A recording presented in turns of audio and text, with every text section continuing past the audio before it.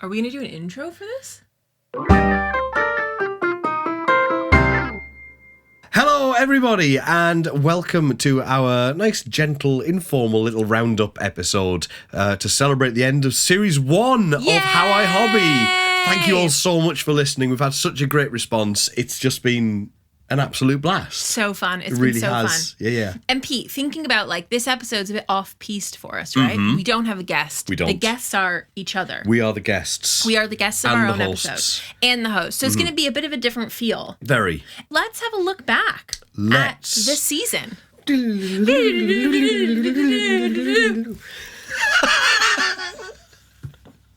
I can see your improv training's really come in there, isn't it? So first we spoke to Izzy Franca, about stand-up comedy. Yeah, her hobby of stand-up. What a ball of energy. What a ball of energy. Yeah. Yeah, she's one of the coolest people that I met through my time of stand-up comedy. She is awesome. Yeah, she's still doing it. She is indeed. I went to see her a couple of weeks ago. Yeah. And she was great. She tore the room up. Yeah. Hilarious. Yeah.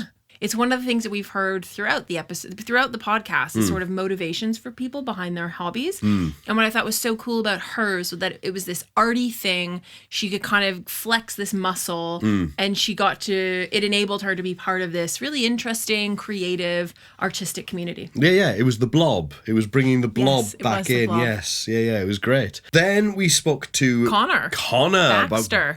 Game Boy modding. Yeah. Our audience have loved all of our episodes. Yeah. This one is kind of top of the list. And I think it's because it's the most out there hobby. It's so different from all of the other hobbies that we've had on the pod. So this one's been it's been super highly received. It's been such a hit. I think he had a really nice message about it being... it was the delineation between church and state. It was that his hobby helped him... Keep it light. His hobby helped him separate his work from his day job. Yes, but the thing that I liked about it was also that he gave it a go and he realized, I can actually do this. He just started small and just a bit. So it gave him confidence with first with electronics and then with DIY around the house, and then it's like, well, wait a minute, if I can gradually build up this confidence with this, surely I can do it with anything. And I really liked that.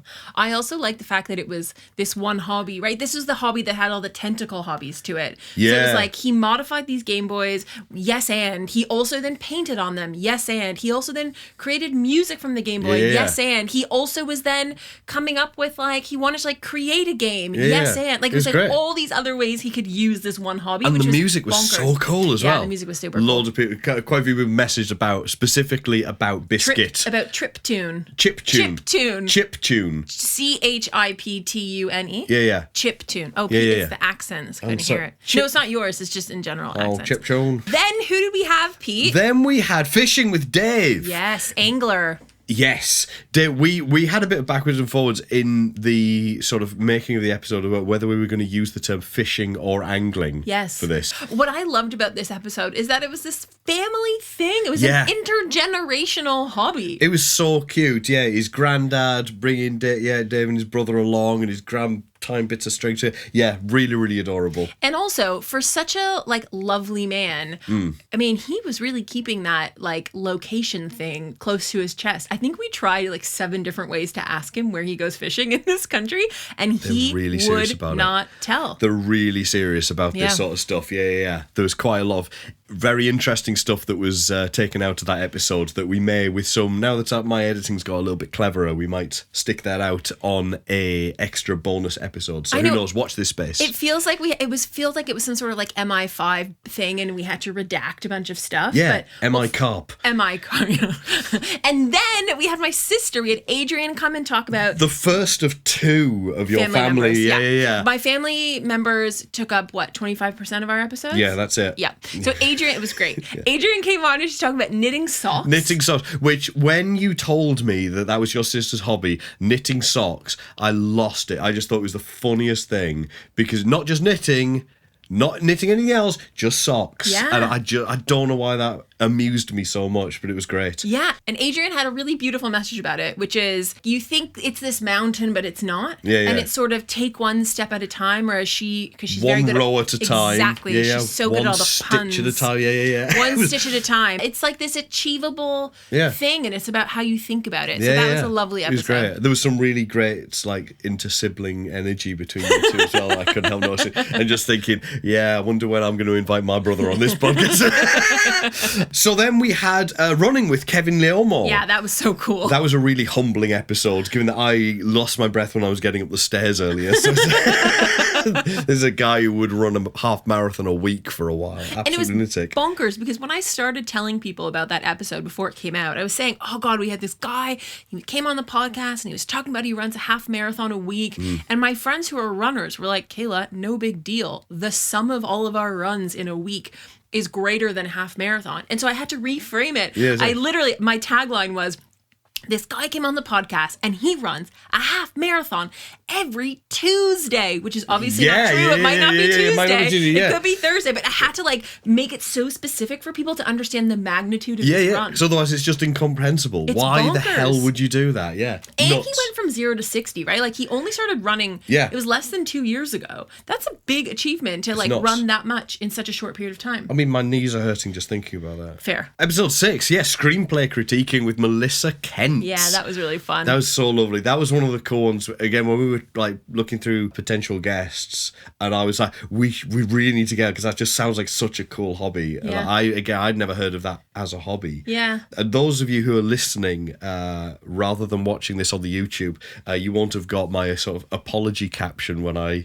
was very rude about reading book clubs. Oh, yeah, Pete, you've had some hate on this podcast. Oh, so much hate. A few times. One about salsa dancing, which you will have redeemed yourself in season 2. Yeah. And also about book clubs, which... Book clubs. I didn't mean that. I didn't mean that book clubs are not useful. Book clubs are absolutely useful for many, many reasons. But what I meant is that the screenplay critiquing clubs have this sort of direct practical application with me. That's what I meant. So so I apologise profusely to any book clubbers out there.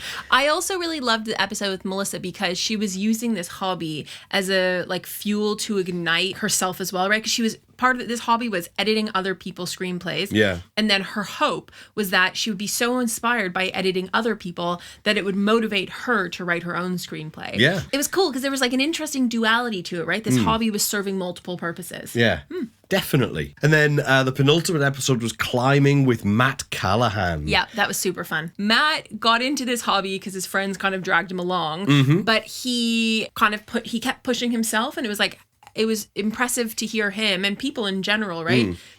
Their mind gets expanded by their own abilities. Yeah. And I really liked that about it. Yeah, it's excellent stuff. And you've been enjoying your climbing as well a lot since then, haven't you? I have, yeah. I've gone with Matt, actually. Yeah. All good? Yeah. How is he? He's good. Not been arrested for climbing up Nelson's Column yet? No, he's not been arrested for climbing up Nelson's Column, but I have been going climbing on my own more than not, because I do the auto belay, which is my most favorite thing. And if you don't know what belaying is, go back and listen to the episode, episode 7. And then we had our final episode, which was opera supernumerarying. Yeah.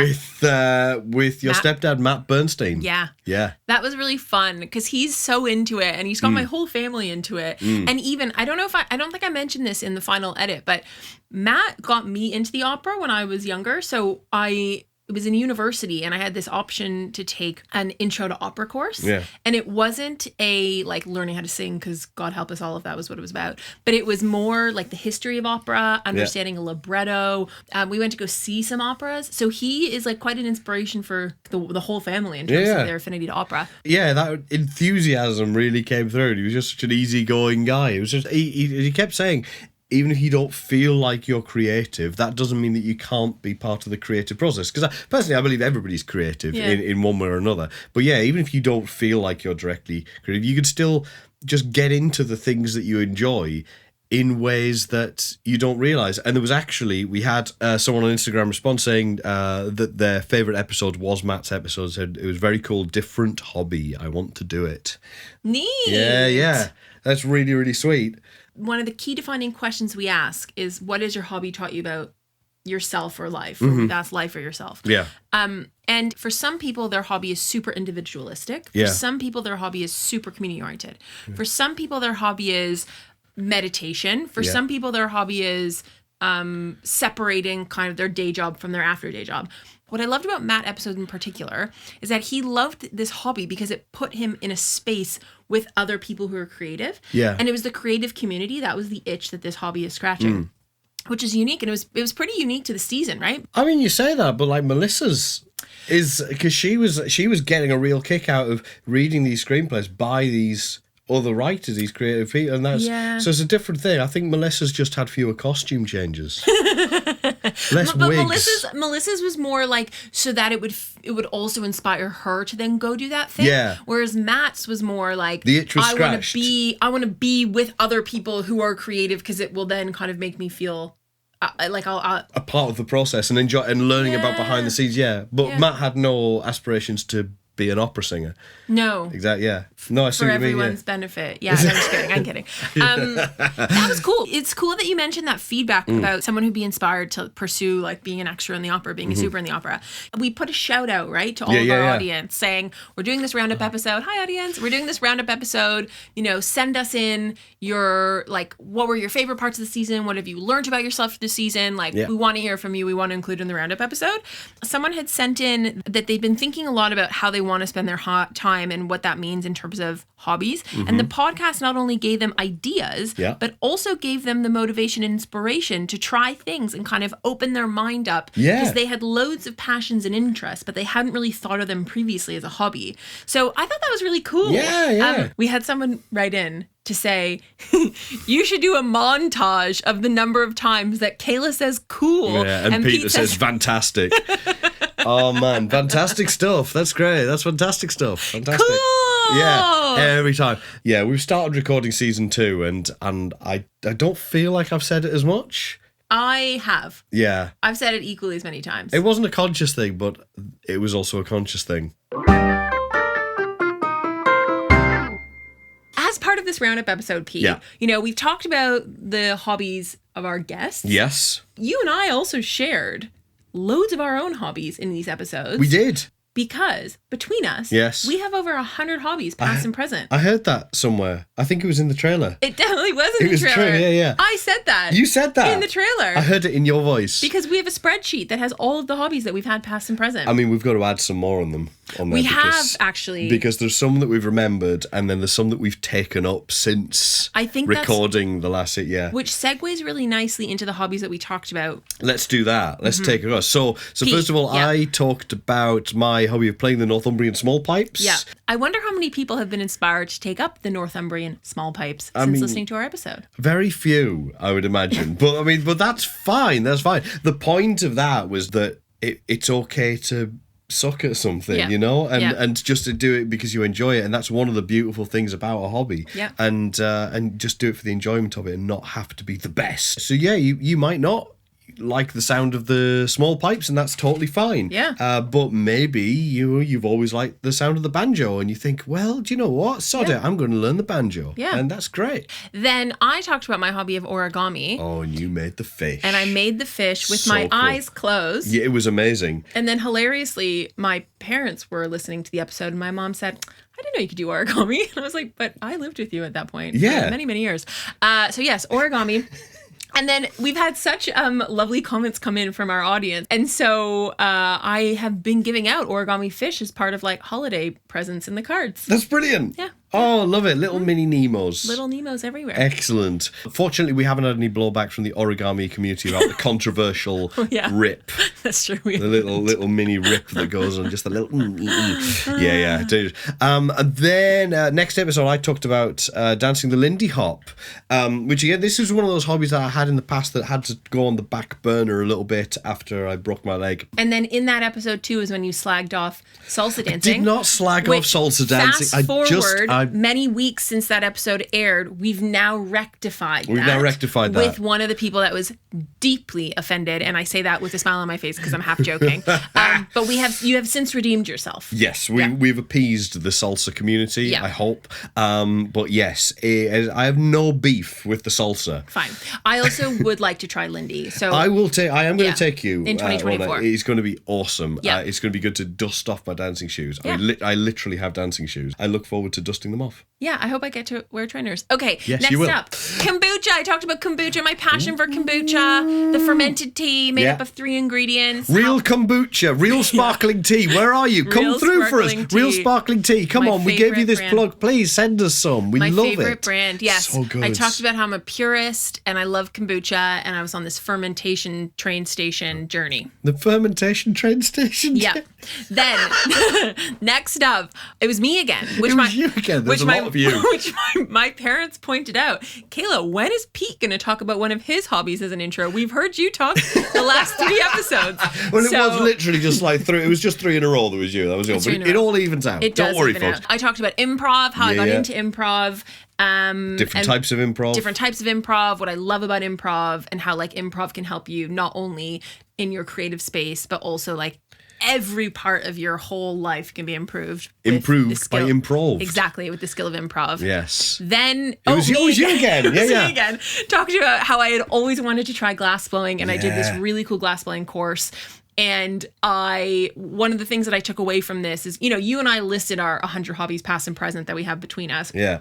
Some of those hobbies were things that were curiosities. And we tried them once and we were like, cool, we'll move on. We don't need, to double down into this hobby. It's not the right time. Perhaps revisit in the future. Yeah, you may revisit it. And in the time you've sort of gained that knowledge and those little skills, little things that you've learned from it that have been very, very interesting that you'll then use for other hobbies and other parts of your life and everything. Exactly. And then you may go back to glass blowing, and you'll always have your trinkets. I'll always have my 3 trinkets, and I think that's one of the things that I hope we continue to hear from our guests when we talk about hobbies is like, they tried this one thing and they tried it a few times and then they moved on, and that's okay too, right? Yeah, you don't have to spend your life's work and your life's blood, doing the one thing. Variety is the spice of life. It is. It's not like you haven't wasted your time if you suddenly stop doing something. It's fine because you've gained a lot of it. And then, oh my God, Pete! It's Pete's hobby. It was me. Yeah, I was talking. So I talked about archery, and I've had such a lovely message from Laleham Archers. Oh, cool! The people I used to do archery with, because cool. They messaged me and they love the podcast. They love hearing themselves on there.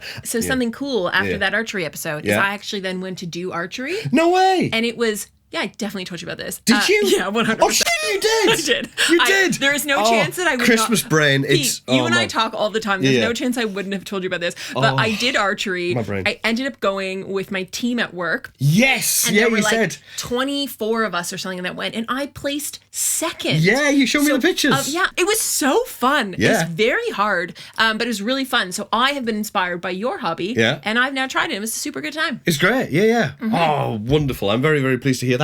Then the final one with you again, Pete. Me again. Talking about, and this is the one we've probably had the most ridicule for, is phone kiosk spotting. Yeah, it's cool. And quite frankly, anybody who criticises me for phone kiosk spotting can go to hell. Yeah. My favorite part about that episode is you said, my hobby is phone kiosk spotting. And I was like, oh, cool. Like train spotting? And you were like, yeah. And then you carried on with your conversation. Yeah, like the film. And then 3 beats later, you realized, oh, no, not like the film.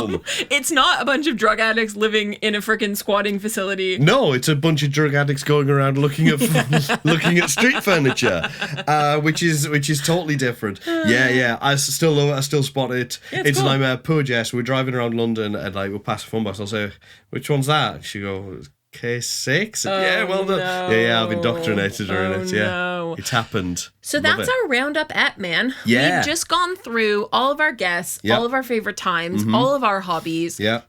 We really want to thank our listeners for all the love they've been sharing with us. We want this to be like fun for us to do, and it's like, let's not worry about whether we get loads of listeners and all these views. No, we want loads of listeners. But we do want loads of listeners, but it's like, let's not worry about that sort of metric of success. The metric of success would be how much fun we have doing it. Yeah. But the feedback and the lovely comments that we've had for you it's just been the best. And I think also absolute best. It has, and helping people open up their minds as we have with ours to all the different kinds of hobbies that are out there. Yeah. I think that's been the most fun for me, is the feedback that we've got from our listeners saying, oh my God, I didn't know that was a hobby, or I never thought about how that could be a cool hobby for me. Yeah. So people are like trying all these new things. Exactly.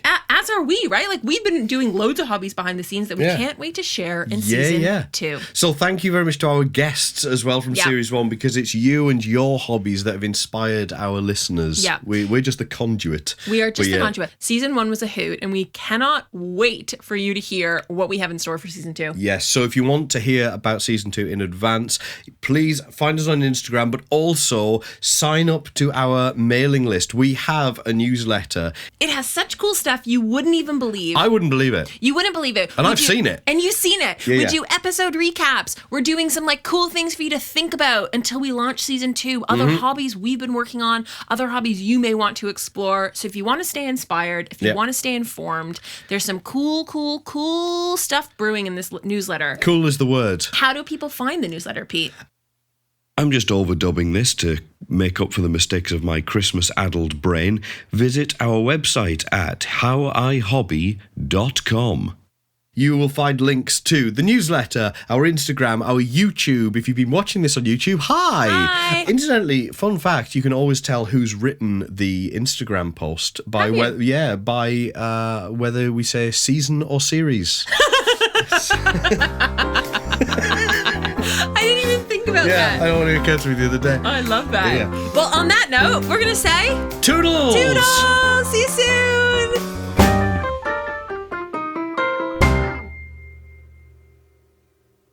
When she smiles, how many days in a year? I preferred your version. Fine. When she... No. That's why I can never be a singer. I love... Anyone can sing. I know, you have said that, which is so inspiring, but I'm not going to. How I Hobby was written and produced by Kayla Lean and Pete Falconer, with music by Pete Falconer, artwork by Laura Walsh, and animation by Kayla Lean. If you'd like to be featured on the pod, find us on Instagram or email us at howihobby@gmail.com.